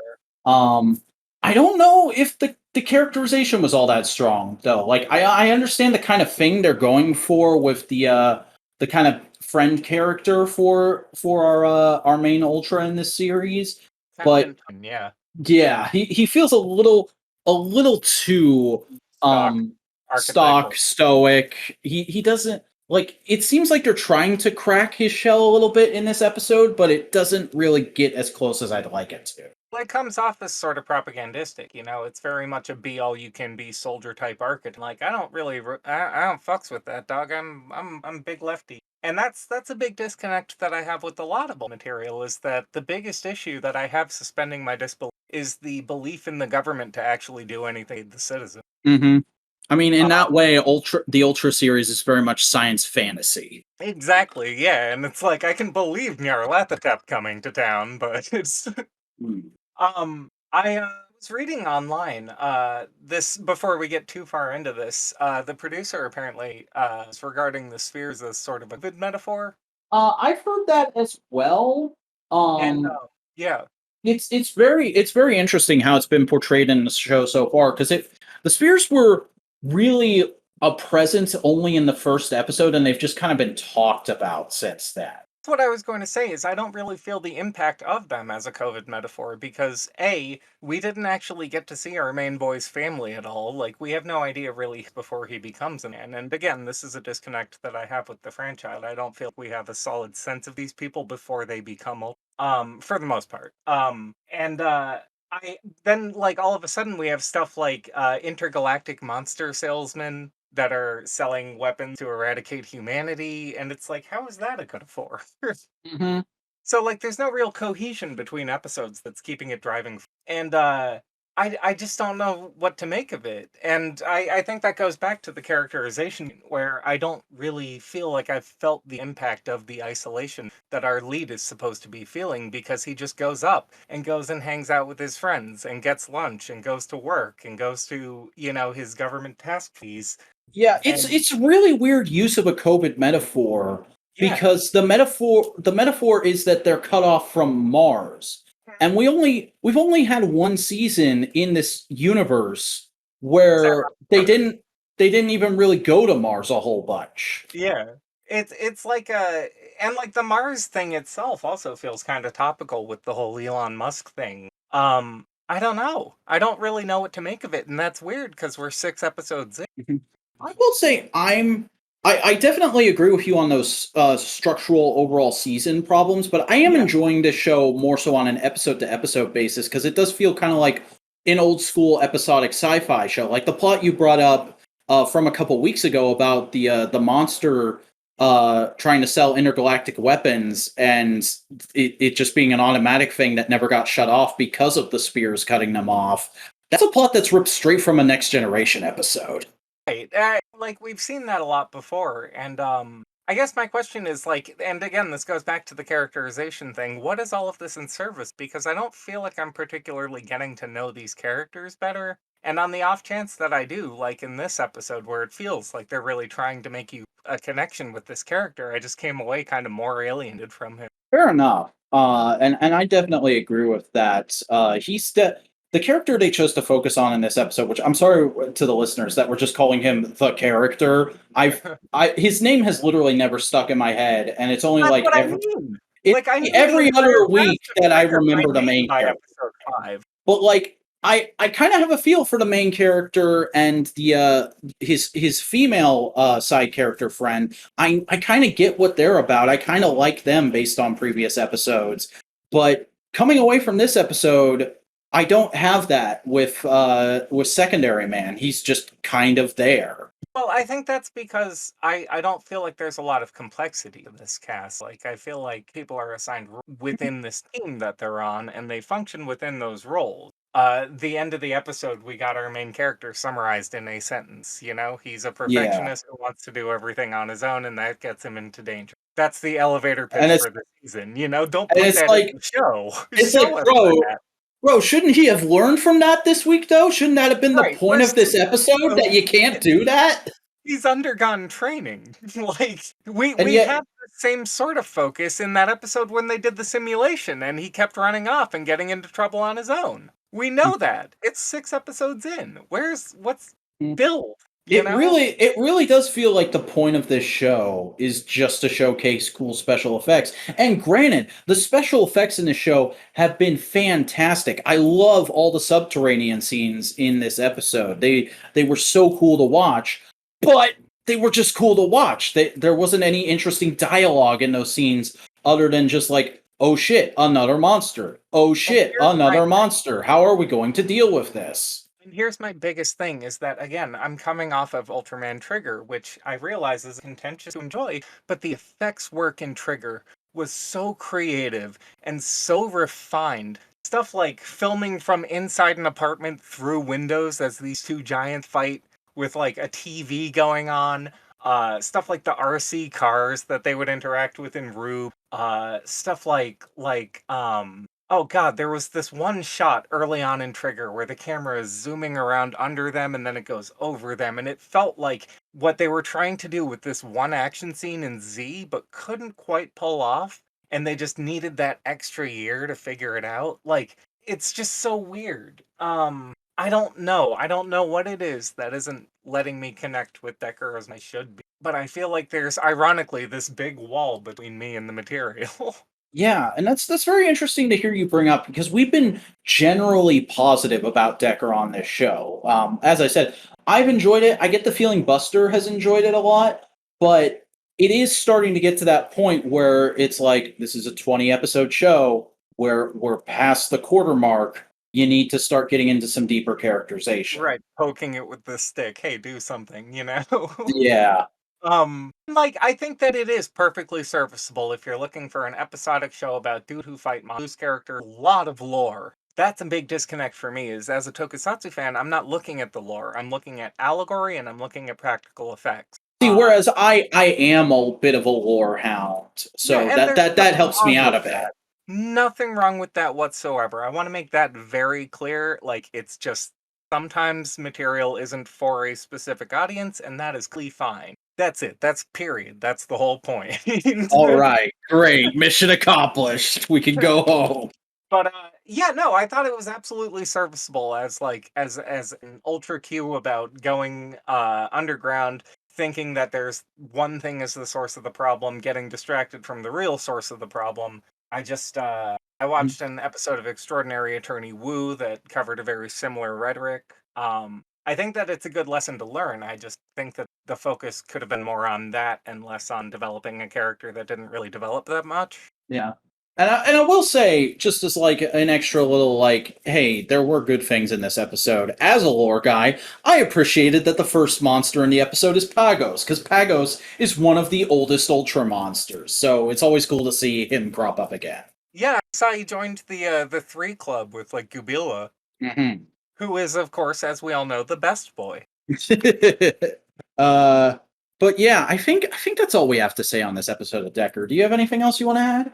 I do think that the effects in the underground sequence were really incredible. I think that if they take some time and really like focus in on learning how to use that thing, they're going to get some amazing shots, especially in future. I think that the new form looks really good. We got a new form, right? Miracle Type was used in this episode, but it was introduced an episode or two ago. Okay, yeah. I still think that looks great. I thought the fight was really solid. I thought having to go up against two kaiju was really fun. I liked when the first one headbutts a building. That's always great. But Mhm. yeah, I mean, those are basically my thoughts.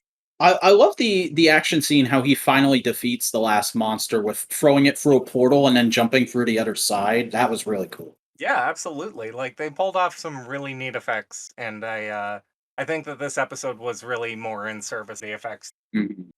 But let's go ahead and move on. Let's get into some Kamen Rider. Kamen Yeah, Rider Revice, episode 49.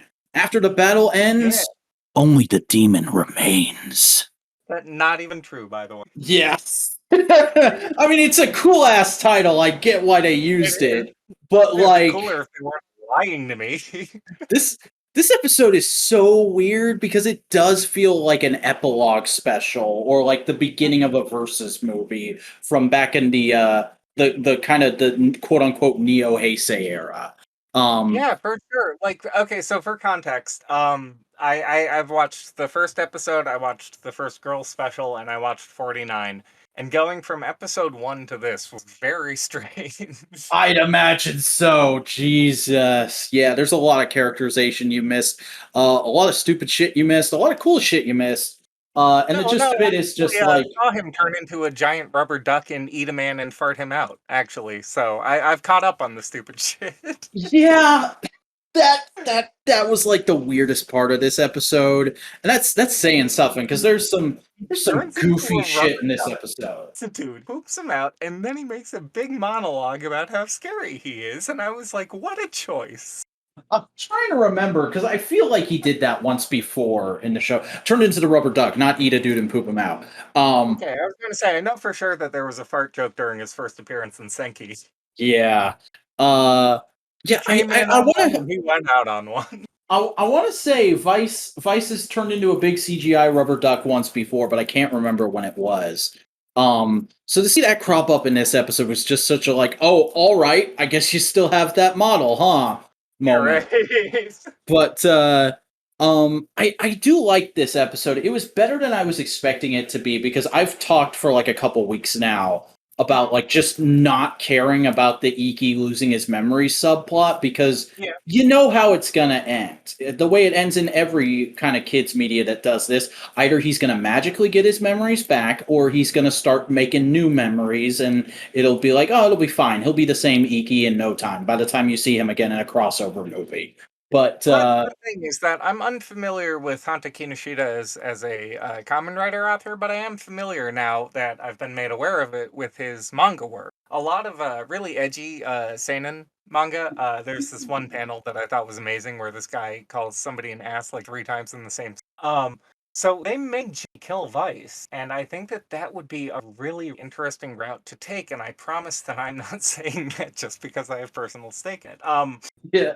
They're really trying to make you buy that it's gonna happen in that next episode preview, though. Like, a part of me thinks even if it does happen, we're gonna see Vice in like every crossover special for the next 10 years. Well, that's my thing. Is somebody posted right before the podcast? I was checking on Twitter, and somebody said it's so weird that Vice was overshadowed both by Momotaros and the current Momotaros occupying the same time block. So, like, Yeah. I don't know. It might just be Zio. Uh, Um, it's a weird thing with him, but it really is. I do like a lot of this episode though. I enjoyed not necessarily the drama of Iki being like, "Oh, I can't live with my family anymore," but I like the more fun aspects of the episode, like when we get into him and Vice trying to live together on their own, and they're in the store, and Vice is just being me when I was 10 years old. Um, See, you know what's weird is that reminded me of, and this is gonna sound crazy. Did you watch A Silent Voice or read A Silent Voice? I only kind of recognize that name. I'm It's not uh, sure. it's the one about the there's an autistic guy who was a bully to a deaf girl. And they meet again like a decade later, and they start going out. There's this scene in it where she's super depressed. She's like contemplating suicide, and he's like taking her around because he's ruined like her friendship with everybody else in the group or whatever, and he's taking her around and trying to cheer her up. And they're doing all this fun stuff, and he's like laughing really like hollow, trying to make up like the aesthetic that they're having a good time. It reminded me a lot of that, and I wasn't expecting that. Hmm. And I don't think it quite nailed the same emotional resonance, but I think it creates a very similar atmosphere. And it makes me really curious to go back and watch this series and watch the actual relationship develop, which frankly I was not expecting from everything that I've been seeing about this series so far. And also, I got real into the girls, but we'll talk about that later. Yeah. I mean, like, dude, we gotta talk about Hiromi and George in this episode too, because Oh, like dude, they're holy shit. That bit where they were splashing water on each other, I was like, oh, y'all didn't tell me this was like gay guys too. Like, I knew about the well. last Here's the thing: they one. literally weren't gay guys until this episode. Like Going on lunch dates and shit.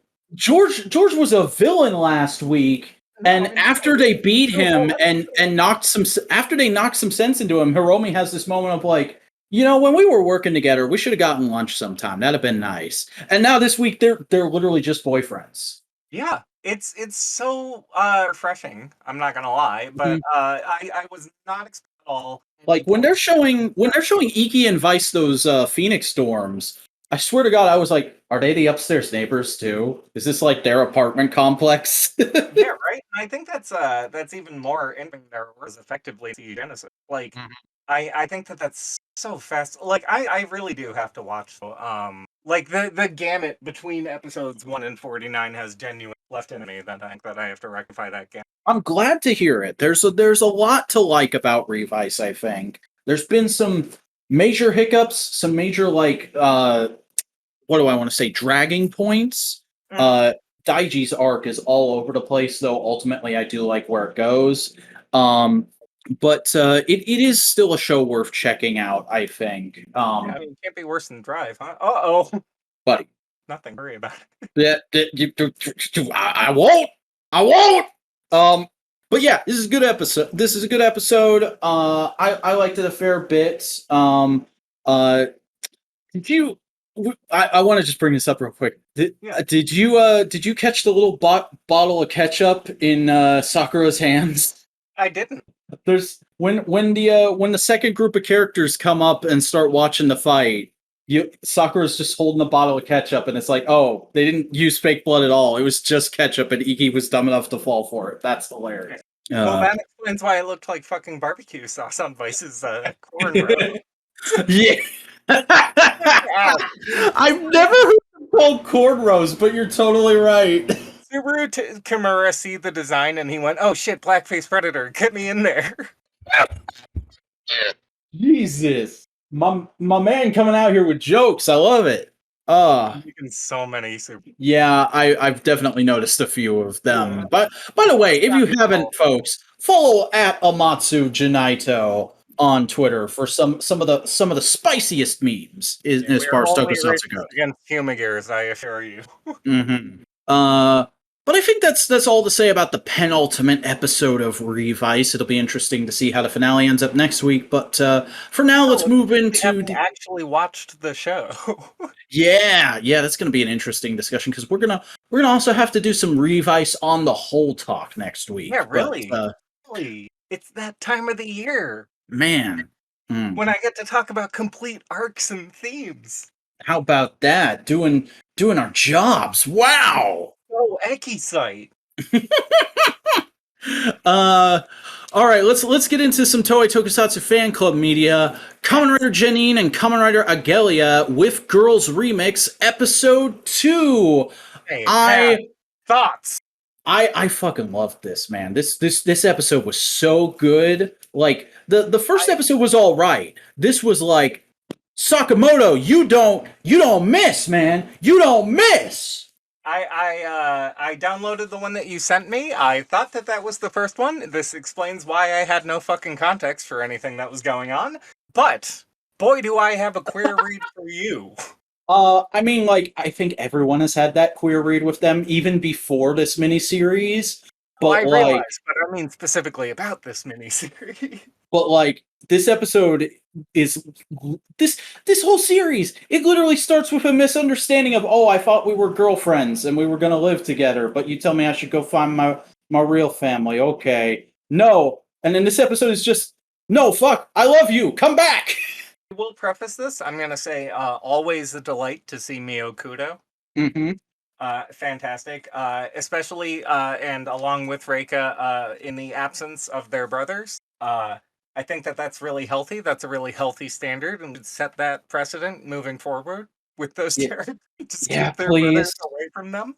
Like, I didn't watch the Canon Spectre special, but I actually kind of liked Canon in this episode. And as somebody who is on record as absolutely hating Ghost, that was a real pleasant surprise. That's all right. We'll fix that.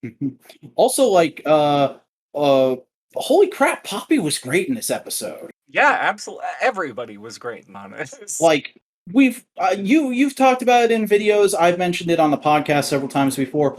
Sakamoto is so good at directing actors actually having outside a suit fights, and you get a little bit of that with each character in this episode, and it's so great. Absolutely. Yeah, no, he's fantastic civilian fights. Just genuinely some of the best shit in the medium.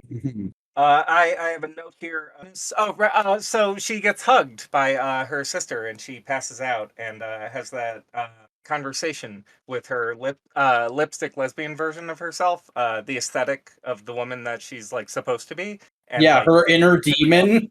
yeah, the reality of herself as a lesbian, as like the standard version, like confronting each other. I thought that was really neat. It's like her idealized, societalized or societal perception of herself is like urging her to be normal the entire time, to like to sort of yield to the infantilization of her mother and her sister, of like her as a person, where like she hugs her and she's like, oh, you used to love this when you were a fucking crying baby, you fucking piece of shit.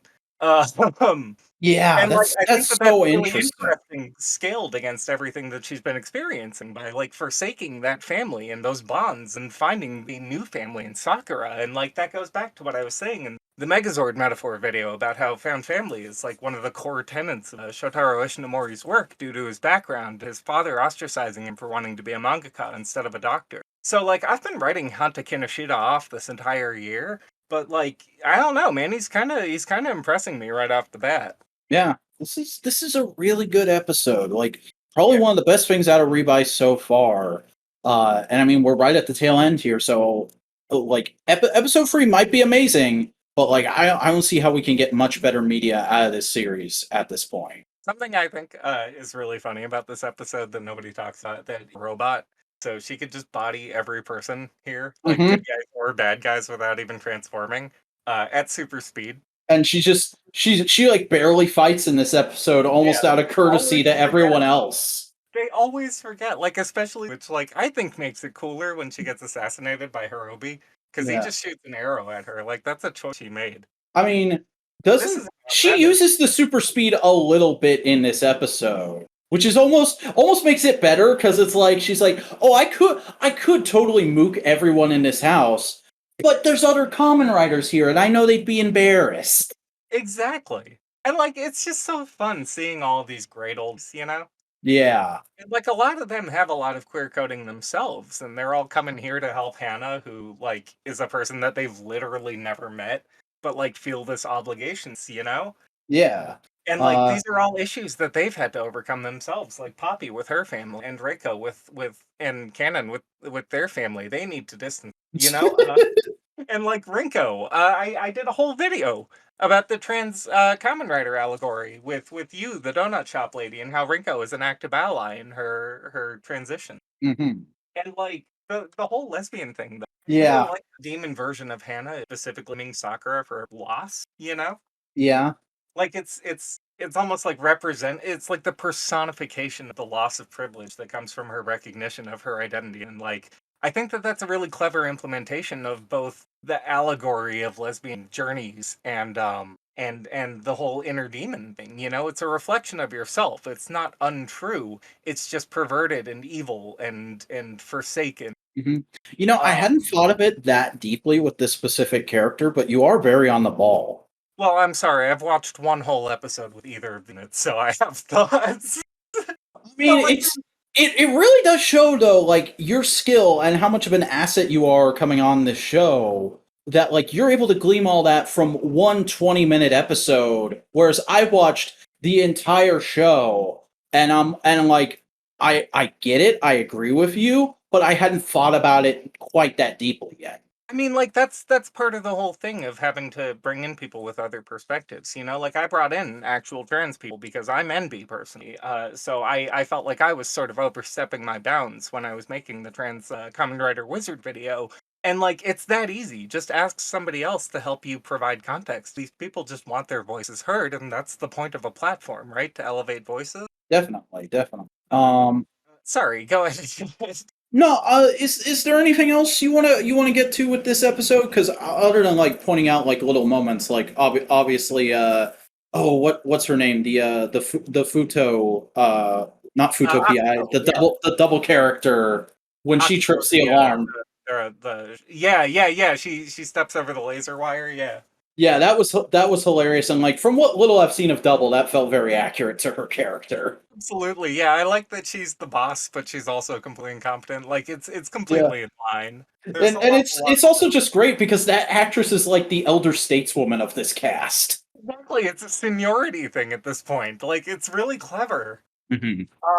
I have a note here. I liked the use of nudity and the confrontation between Sakura and Hannah, not in like a tasteless, creepy way, but in the way that like both of themselves are laying themselves emotionally bare and finally having a very difficult conversation about their journey together and what to each other and like what society will expect from them as a couple.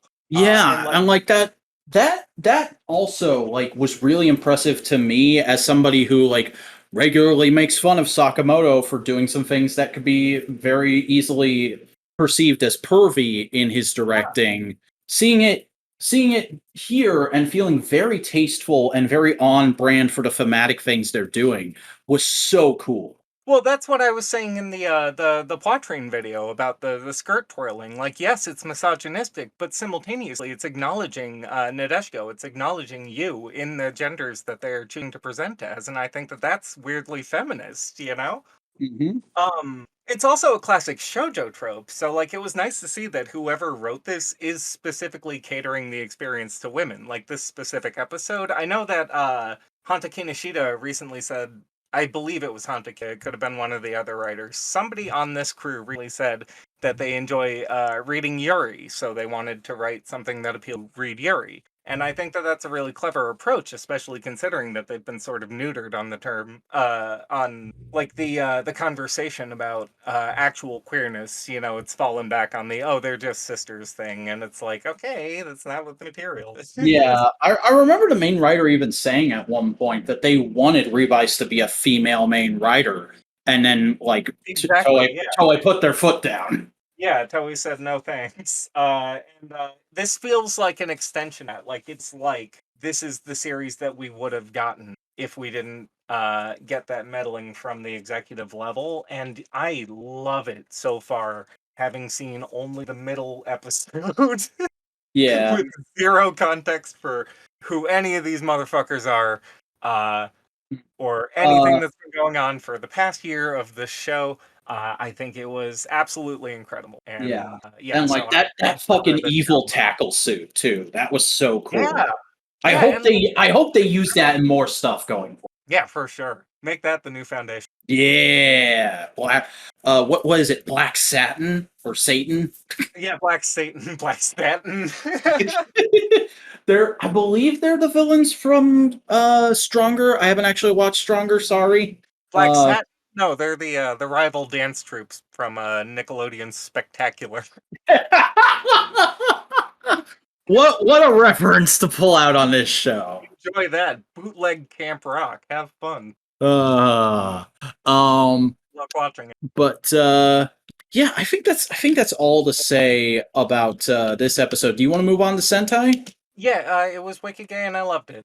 Speaking of Don Brothers, Avatar Sentai Dawn Brothers, episode 25, The Working Man's Hero. Fucking man, I wish Buster was here to shout that they don't miss. they really like. I've watched 15th episode that I watched. I got up to Goku and I was like, okay, I'm gonna do some Revis for context and get ready and everything.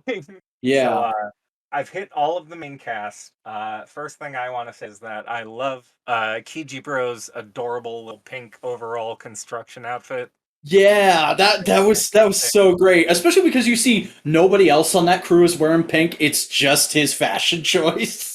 Well, especially because also we know that he's not a soft boy and he's like an absolute roiling nightmare at all times. Yeah. So, like it creates this really interesting juxtaposition between this guy who looks like a soft boy and actually is just Light from Death Note.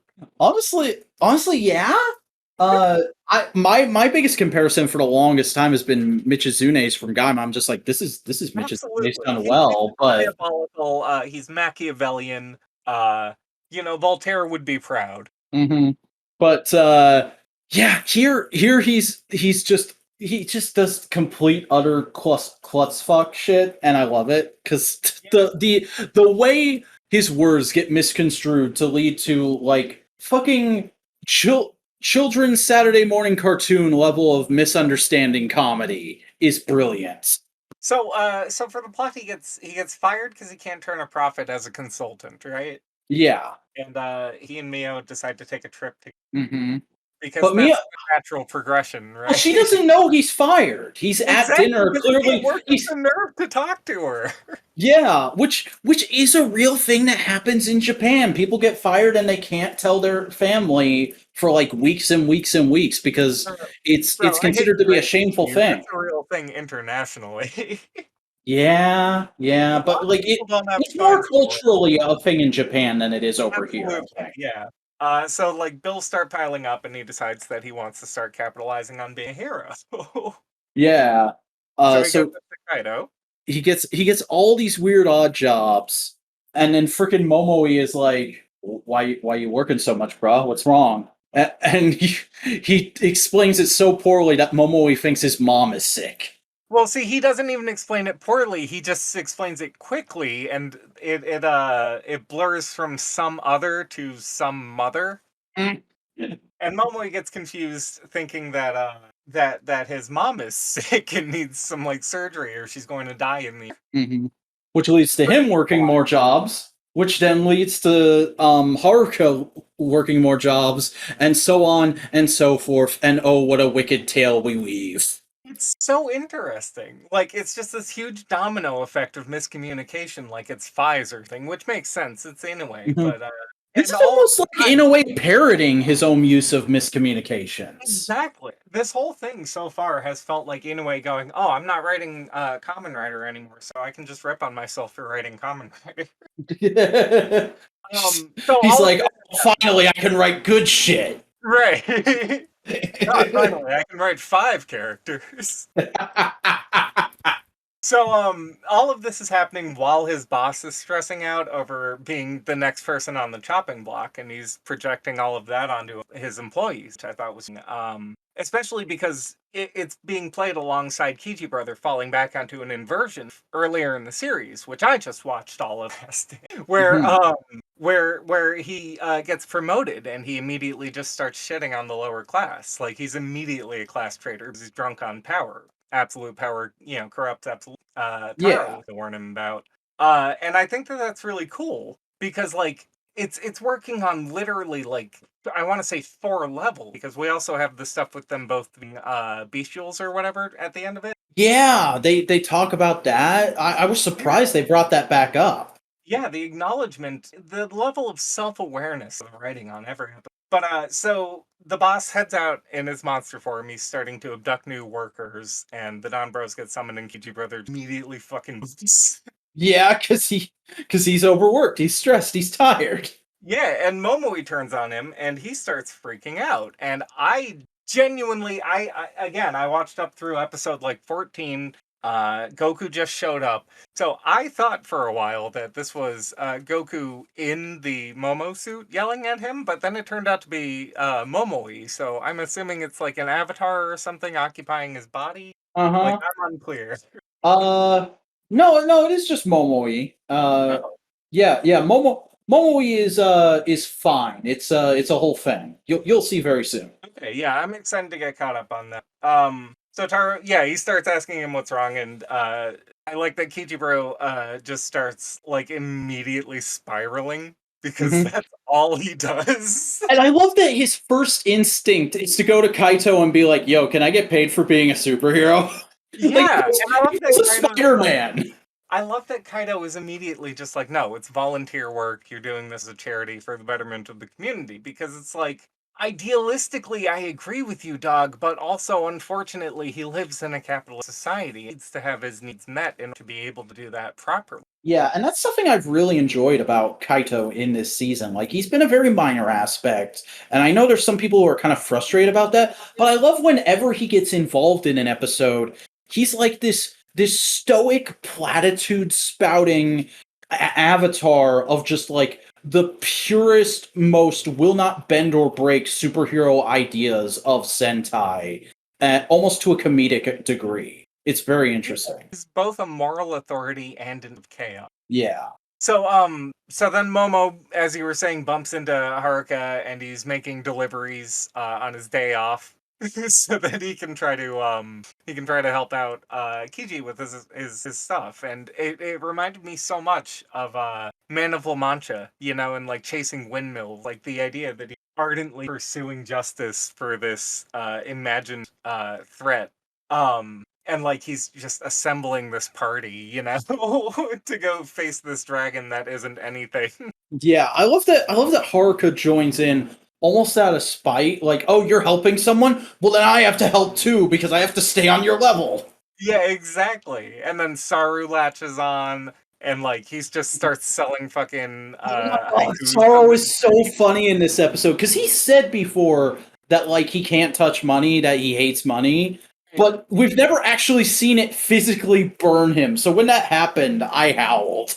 It's such a cute visual. Mhm. Then Kyujiburo finds out that he's being sued for damages from the business, which is all kinds of fucked up. Yeah, And but that's just I pushing him don't for. doubt it would happen. Yeah, no, no, absolutely not. So he's just on this like Sisyphean journey of just being like getting the boulder to the top of the hill and just having it pushed back down on him the entire. Yeah, and it's very thematic too because he literally he gets a job working right next to Onoi Hill at one point. Yeah, exactly. So No, that he, ramen shop scene was so good. oh yeah, it's fantastic. Like I was just saying, he vents to Taro about it, and then Taro and Haruka just walk next door talking about it, and it's immediately he's set up the new job. Yeah. And the disguise he has to throw on. It's fantastic. Oh man, it's great. Trying to think what And happens. yeah, Isn't that when Dragoku gets involved in the plot? yes, yeah. So like he overhears them and he misunderstands them, so now he's like, I'm gonna get more jobs to support them and the dying mom. Yeah. And then Goku stumbles onto them. This whole episode is literally just almost it's almost like a parody of the "oh god, Aunt May is sick" trope from Spider-Man. Yeah, it's almost like a parody of Spies. Mm-hmm. Hmm. Oh, yeah, so we get that incredible scene of Goku just turning into the little toy and going around and spying on everyone. Yeah, I love how the alters are like almost exclusively used as jokes. Yeah, I mean, like, it's such a like I like that they're scaled properly. Like, I always love when they just will throw an action figure or a puppet on the thing. Like Yurusen, you can buy a Yurusen puppet. I have it. Ultraman Taiga, I think, did that with Taro, right? I don't know. I haven't seen Taiga. I'm pretty sure that's the one where Taiga's there and he's just an action figure. Oh wow, It's so funny. that's great. So like he's Goku's going around noticing that everybody's supporting each other, and he's like, okay, I should get into this. I should be part of this team. And he splits off into his other version, and they start arguing about joining their efforts, like how that would diminish him as their leader. Yeah. I think is really especially having that aspect represent his dragon's neat idea. It really does come into conflict, I think, a lot with the Sun Wukong archetype, who is always, sitting on the outside and ostracized for being sort of a freak, unkempt, or class, like gazing in at the rest of the party and wanting to be a part of their bonds. It's a big part of the material. The riffs. Hmm. I'll do a Goku. Yeah. Yeah, I kind of got the feeling that he would be one of your favorites. Good boy. I like Momo though. Yeah. Already got a video. Oh. But no, then comes the scene when they all coalesce on the one restaurant that Yeah, is the reason he got fired in the first Right. place. Yeah, where Inu brother just happens to be working. Yeah. He's just working and being like a 5-star chef like it's nothing, even though he was literally on the run from the law last week. I love he keeps smiling and it keeps doing the glistening on his teeth. Yeah. It's fucking his cooking is so good it like instantly heals everyone's tiredness. And then They remember what they were doing, and Ichiburo just clears up all of the misconceptions immediately. mhm. And they're all, and like you think for a moment they're all just going to be mad at him for the rest of the episode. You're right. And I love that they turn it around and it's like, no, this is Super Sentai. We solved the problem as a team. So we're all going to work together to save this restaurant so Momoe can Kiji can get his job back. By turning it into a Don Brothers themed maid cafe. Which honestly Toei probably should open now. I feel like that would do really well. I mean, we do have Kamen Rider the Diner. Yeah, yeah. And like if you could actually get a suit actor as Momo Itaro to come out like once every hour on a Palquin and start singing the theme, I think that would be worth the price of admission alone. Go, yeah, absolutely. I don't even live there. Oh man, like I know people who actually live for Westerners who have actually moved to Japan say like theme cafes aren't all they are cracked up to be. I don't care. I still want to go to Kamen Rider the Diner. I want to go to the Transformers theme cafe. I would go to this. Well, see, the thing about the appeal about Kamen Rider as an adult is A, I can drink, and a lot of those drinks, and B, they have really cool exclusive seasonal plates, like cups and stuff. Yeah. A lot of people don't know that. You can just fucking buy those, dog. And I mean, like, you could sit on the shocker throne. Yeah. I mean, I'm not going to, but yeah. uh, I'll bring the skeleton I use for Fool on there. but so no. Goku gets into a fight. Yeah, Goku does all the monster fighting this episode except for like one scene. It's really interesting how they've been playing him as a 6, where it's like there will be episodes where he's like barely connected to the main plot, and then there will be episodes where he's integral with the rest of the team. It's a very back and forth kind of thing. I know you just got introduced to him, but it's been a very interesting dichotomy with him, I feel, and I like the way this episode turns out with the fighting almost exclusively being his thing here. because it's very in keeping with his character of like he wants to lead the Dom brothers. He wants to prove himself as a member of the team, Right. and he's kind of overzealous and he tends to screw it up a lot. Yeah. I also like that he split two for a second. A white version of himself can get mad at Taro for kill stealing. Yeah, that was I think that hilarious. was intentional, but I found it really fun. So they do their big fight.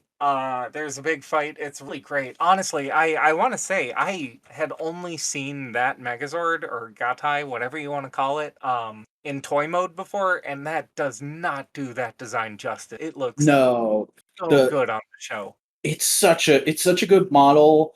We talked about it when it debuted a couple weeks ago. I love the transformation sequence of it being taming the bear, like contextualizing that cage apparatus on the chest, which I thought when we saw the toy the first time, I thought the cage looked really stupid and cheap as just like a way of integrating the gold into the design more. Seeing it Right. contextualized in the show like that makes me love it and makes me want that toy. Exactly, and that's what it should do, yeah. And I feel like with a blackwash might actually like, pop really nicely because that's the Mm. biggest. The light ring on it looked wonderful. Yeah, people talk about Dom Brothers having whack CGI on Toku Twitter sometimes, but It like looks the beautiful. the freaking mech fights in this show are so good. Yeah, like I don't care if Kichi Brothers clipping through himself. Like this is all a game river anyway. Like I was saying earlier, this feels more like playing a video game through a power set than X8. Mm. I hadn't thought about that, but Like the you might design of be. the I'd have world. to rewatch some X8, but you might be right. Like the design of the world reminds me so much of Gridman, I was saying. Mm. It really just has this like sort of I want to say not cyberpunk. What is it? Vaporwave sort of aesthetic to it. Mhm.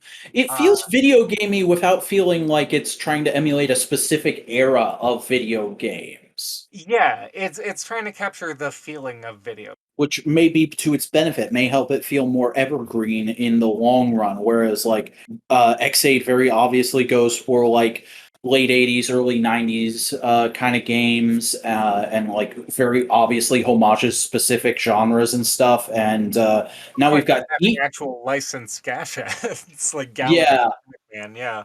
and now we've got Geats coming up, which is very, very textually like, no, this is about battle royale type games. Well, that's the thing is that I was going to say, Don Brothers has been feeling a lot like a death game. Like it reminds me a lot of the setup for Gantz, Mm. which I don't know if you're familiar with or like have read, I'm familiar with it. I have not read it. but it's almost like there's sort of a sinister air. It's sort of like Kaito as this weird Lovecraft, like he's like a Nyarlathotep figure. My thought is this is probably the god version from the last one, right? That regular Mm. Kaito beat and Dude, Roscoe. I hadn't thought of that at all, and that is Well, 'cause so he got obviously beat what in this the game, character and so is. now he's Holy suddenly turned on shit! to games, and he's all about testing morality, right? They're gonna reveal in the last episode that's who it is. Holy shit, you are so right. That would be neat, I think. Hmm. Um, Damn. and like that's great because that opens the door for a crossover with the Genomes, Yeah. which that means the guy will be in this, right? So Yes, Guy and Momo Itaro will share screen time. I oh, guarantee good. it. I know what things are.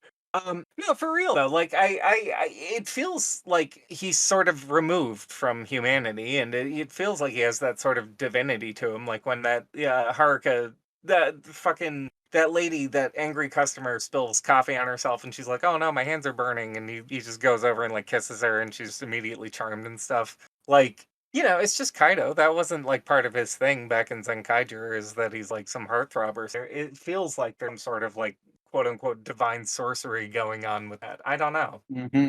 Plus, he Yeah. can create realities, has distributed everybody there. I don't know. I'm 14. I, but the thing is, like, you're 14 episodes in. You made that theory, and like, I totally feel like you're right. And we've spent on this show, at least. I don't know about the rest of the Tokusatsu community, but Buster and I have spent like at least a couple minutes every time we talk about Dom Brothers, just being like, "What is up with Kaito? What's going on here? We'll theorize. Oh, has he got some kind of spell? Has he been? Is this like an alternate version of the Kaito we know? What's going on?" And like, yeah, it's highly likely that this is just the god that was dressing like Kaito in the Zenkaiger finale. Oh, because it would make sense that there's so much fixation on interaction. Like, it makes sense that he, of all people, would choose Momoi, of all people, rather, as his sort of, quote unquote, avatar. Mhm. Because Momoi struggles from a lot of that same disconnection that he does, or it does, I suppose. Yeah. I don't Well, know. well, the god is presenting male at the moment. Well, yeah. I just want to contextualize. Yeah, it Yeah. all it all is fine. Oh man. Yes, whatever the god Kaito Zenkai Black turn presents as, I'm more than happy to respect. God, I would I don't love it know. too if, like, after this show, we just forever refer to that character as the God Kaito too, like the God Doom in Marvel Secret Wars. Uh, But I don't know. I think it would, and it's not like Inoue hasn't done that sort of Lovecraftian horror before. Like Kuga, that wasn't. no, that was a different set of writers. So I can't really comment on that too much, I guess. No. Neither have Fire I. is pretty Lovecraftian, just not in the cosmic horror sense. Or grounded. More like The Alchemist. Yeah, I don't know. yeah. I think that would be a real. Would you mind holding on for just one No, moment? no. All right, I'll be right back, and I'll probably cut this. What's the timestamp? Okay. Okay, sorry about that. Dog was You're flipping out. fine. Yeah. Yeah, I kind of lost track of the train of thought doing that. Do we have anything else to say about this episode of Dawn Brothers? No, it was great, and I'm looking forward to having more context to it the second time around. Yeah. I think next week's going to be like a really interesting episode, getting your thoughts, your full contextualized thoughts on a lot of this stuff. I think next week's going to be a really interesting episode. It's the last one of the series. Yeah. Oh my god, that next episode preview, especially because they freaking bleeped out Revice's name. Yeah, which, like, to be fair, I do too. Revice is officially a swear word. Yeah, that's a new slur. It's right up there with Juga. Oh man, but that is all the new releases for this week. So we're gonna do a little bit of old stuff and toys here because I am still watching Kamen Rider Black RX. I watched episodes 4 through 10 this week, and Black RX is such an interesting beast because, like, half of the show is literally just like, oh, you liked Kamen Rider Black? Have some more. And then Yeah, the other this half one's is RX. and then the other half is Kamen Rider action sandwiched between literal, like, 90s sitcom plots. Sure. Like, there's an entire episode about Kotaro forgetting it's his girlfriend's birthday. Oh boy. Oh, that Yeah. Kotaro. Yeah, and like that's not his character at all in Black, but okay. Wasn't there an episode of Black where he got real mad that, like, a girl hit a home run? I don't think that was what happened. It was more like he found out that somebody was cheating and he got mad about that. But yeah, that was a that was a weird thing. The introduction of frickin' Rideron. It's not terrible. It's not as cringy as everybody warned me to be. But it is kind of crazy how Rideron just kind of immediately takes over for Acrobatter and is obviously an inferior prop. Like, there's obviously so little of it that they can actually use in scenes, and they keep cutting to little models of it running across, like, miniature deserts. And Now, it's is like, this the car that splits apart and shoots out? I don't think that's. Is that a thing in Kamen Rider? I don't think that's ever been a thing in Kamen Rider. It was in Master. Well, that hasn't happened in this show yet. Oh. I don't know if that's a Masked Rider original thing, but I didn't know it could do that. It I did just have a sexy lady. it does talk. It doesn't have a sexy lady voice, but it and Acrobat are both talk. And the bikes in Black could talk, but they did it very sparingly and, like, only when it was, like, emotionally resonant. Here it's Now, just is like they're this the freaking car Kotaro's friends. Is I'm this sorry? Is this the car that we're talking about? The red one with, like, the black spiky. Yeah. Okay, Um yeah. In Masked Rider, it had a real sexy lady voice, and I kept thinking that there was an amazing amount of restraint in not making a headlights joke about it. Oh Jesus. I It also brought us Furbus, so.